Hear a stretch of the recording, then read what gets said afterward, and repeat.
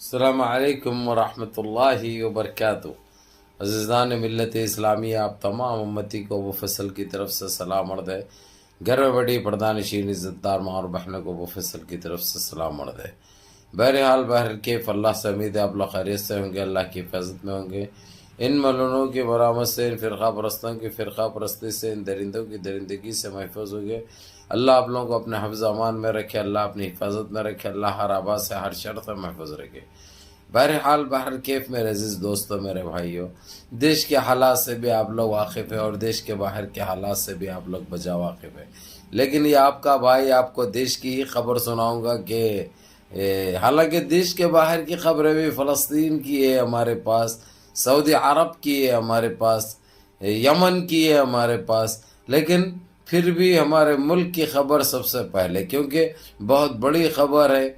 जो 11 साल से हम परेशान थे वो परेशानी का खात्मा होने लगभग तय है। अब आगे जो अल्लाह बेहतर जाने वही होता है। तो क्योंकि उसकी वजह ये है कि आज सीधे सीधे तौर पर राहुल गांधी ने एक मीटिंग भी बुलाई। सारे जितने भी इंडिया अलायंस के पार्टियां थे, जिसमें ममता बनर्जी थी और केजरीवाल तो नहीं आए कि उनकी तबीयत ख़राब है बोल के बताया गया, और लेकिन उनकी पार्टी की तरफ से जो ज़िम्मेदारान थे वो लोग आए। अखिलेश यादव आया और लालू प्रसाद यादव का बेटा तेजस्वी यादव, जो कि अब सीएम बनने जा रहा है बिहार का, नीतीश कुमार की सपोर्ट से। तेजस्वी यादव वही है जो सारी बीजेपी चाहिए थी।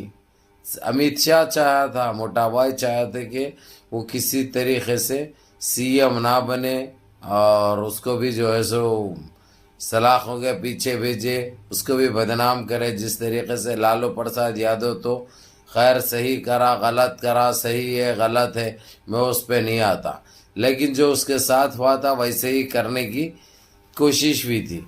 आज वही सीएम बनने जा रहा है बिहार का। अब आगे क्या होगा आप लोग बेहतर जानते हैं। दूसरी चीज़ मेरे अजीज़ दोस्तों, मेरे भाइयों, राहुल गांधी ने जो मीटिंग बुलाई इसीलिए बुलाई है, आप लोगों को खुला कर दो भाई। आप लोगों को मैं कल की वीडियो में कहा था, कल परसों की वीडियो में कहा था कि राहुल गांधी पीर के दिन या मंगल के दिन गवर्नर से मिलके ये बताएंगे कि हमारे पास इतने एमपी से हम सरकार करना चाह रहे हैं, और इन्हों जो अब बैठे हुए हैं जो सरकार चला रहे, ये नहीं हो सकता क्योंकि इनमें से 44 एमपीस इनके कम हो चुके हैं। ये 44 एमपीस हमारे पास आ चुके हैं और हमारे पास पहले से इतने हैं। ये सारा बताकर निकले। उसके बाद गवर्नर ने इनसे जवाब मांगा। 48 घंटे में जवाब देने के लिए इनको कहा गया। अब इन्हें जवाब क्या देंगे मैं भी साबित करता हूँ ये टाइम तक, या नहीं तो दूसरी चीज़ इतने टाइम के अंदर मैं रिजाइन लिखता हूँ। इनके पास रिजाइन के अलावा तो दूसरा रास्ता नहीं है भाई, क्योंकि इन्हों खरीदने की भी कोशिश की नायडू को, नीतीश कुमार को, अजित जोगी को और दूसरे जो छोड़कर जो इनको जो भाग रहे हैं। लेकिन नीतीश कुमार भी, चंद्रबाबू नायडू भी वो डॉक्यूमेंट्स पे दस्तखत कर दिए जो इंडिया अलायंस ने बना के रखे थे, क्योंकि ये लोग के ऊपर भरोसा नहीं कर सकते। मालूम है गूदे बदलने की बड़ी बीमारी है इसको। और अगर से ये आ भी गए ये लोग, अगर से सरकार भी बना लिए इंडिया अलायंस वाले, तो बाद में लोग कोई फड्डा ना डाल दे, हमारे को ये मिनिस्ट्री चाहिए, हमारे को ये चाहिए, ये देते बोले। इसलिए खुला खुला इनसे लिखा लिया गया, सहने लिए गए, अंगूठे लिए गए, ताकि ये गंदगी बाद में ना मचाए। इसलिए फूक फूक के ख़त्म रख रहे हैं राहुल गांधी और उनके साथ ही अखिलेश यादव हो गया। यानी ये सोच समझ कर कौन से भी फैसला कर रहा है। तो मेरे अजीज दोस्तों, मेरे भाइयों, राहुल गांधी ने और तकरीबन 6-7 जने मिलकर, ममता बनर्जी भी थे वहाँ पर, अखिलेश यादव भी था वहाँ पर, ये लोग मीटिंग करने के बाद फैसला लिया गया कि हम आज 5 बजे या कल 12:30 बजे गवर्नर से मिलेंगे, मिलकर आप बीती सुना देंगे। हालांकि गवर्नर से मिला गया है लेकिन रस्मी तौर से बताना भी जरूरी है ना, इतने एमपीस हमारे पास है। अब ये जो नाजायज जो सरकार चला रही है, ये कूसे भरने पे चला रहे हैं। अब वो देखकर जो है सो गवर्नर ने तो जो है सो उनको एक स्लिप प्रेम पत्र भेज दिया कि तुम इतने टाइम में ये साबित करो या रिजाइन लिख दो। दूसरी चीज तो नहीं है ना भाई, ये तो चलने वाला नहीं है ना, किसी के बाप का राज नहीं है ना, किसी के बाप का राज नहीं है। जो है सो है, उस पे ना इनकार है, ना कर सकते, किसी की औकात नहीं है। तो ये मेरी वीडियो का मतलब यही है मेरे अजीज दोस्तों, मेरे भाइयों, जो आपका ये भाई बोला था कि ये टाइम तक राहुल गांधी ये फैसला ले लेंगे जो कि अब ले लिए हैं। और इंडिया अलायंस के तमाम जो एक टाइम से जो मेहनत कर रहे हैं, इनमें जो एकता बने हुई है, उन सभी को बहुत बहुत मुबारक हो, उन सभी को बहुत बहुत मुबारक हो। अब ये टाइम ऐसा वक्त है इंडिया के लिए, इनके पास सफाई के अलावा और कुछ नहीं है।